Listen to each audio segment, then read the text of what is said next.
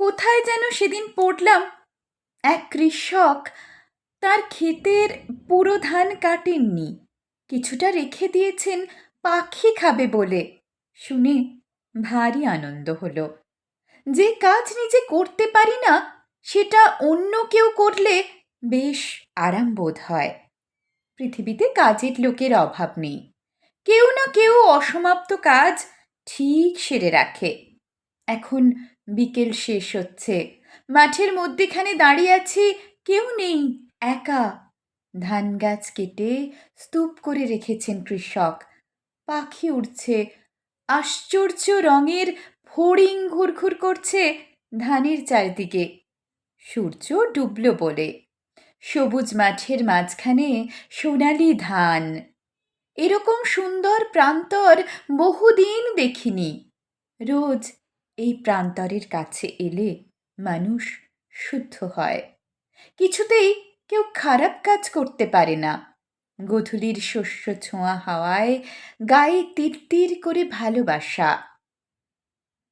এরকম কাছা খোলা প্রান্তরের বাতাসে অনেকের শ্বাস প্রশ্বাস লেগে থাকে। কার শ্বাসের ফিসফিসানি শোনা যায় জানি না, কিন্তু যায়। হয়তো মৃত বন্ধুর, হয়তো খেয়া বেয়ে দূরে চলে যাওয়া প্রেমিকার, হয়তো খড়ম পায়ে সেই দীর্ঘ প্রপিতামহের, যে রোজ একবার কানের কাছে বলে যায়, আমি আছি, আমি আছি। কত মানুষের শ্বাসে ভরে ওঠে মাঠঘাট। একা, কিন্তু একা নই। প্রেমিকার কাচের চুড়ি নাগাড়ে বেজে যায় চরাচরে। যখনই এই মাঠের কাছে আসি, মনে হয় আমি কেউ নই। এই যে রোজ ঢাক পেটাই, এই যে আমি আমার সাফল্যের কথা জগৎ সংসারকে ইনিয়ে বিনিয়ে জানিয়ে দিই, এসব আসলে বেকার, ফালতু। দূরে সমবেত গানের সুর ভেসে আসে। পৃথিবীর আদি মানুষটি কি এখানেই প্রথম গান গেয়েছিল?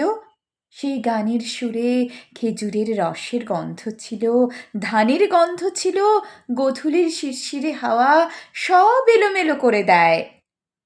নিজেই গেয়ে উঠি, আমার সুরগুলি পায় চরণ, আমি পাইনি তোমারে, দাঁড়িয়ে আছো তুমি আমার গানের ওপারে। এই গানের ওপারে শব্দের মানে কি আমি জানি না। সব কিছু জানার দরকারই বা কি? কিছুই জানি না, তবু তো শিরা ধমনীতে বেদগানের মতো কিছু কথা উঠতে থাকে। বাতাস বহে মরি মরি, আর বেঁধে রেখো না তরি। এসো এসো পার হয়ে মোর হৃদয় মাঝারে। তারপরেই সেই গা ছমছমে উচ্চারণ, দাঁড়িয়ে আছো তুমি আমার গানের ওপারে। পাখি ওড়ে, ধানের গায়ে শিশির এসে জমা হয়।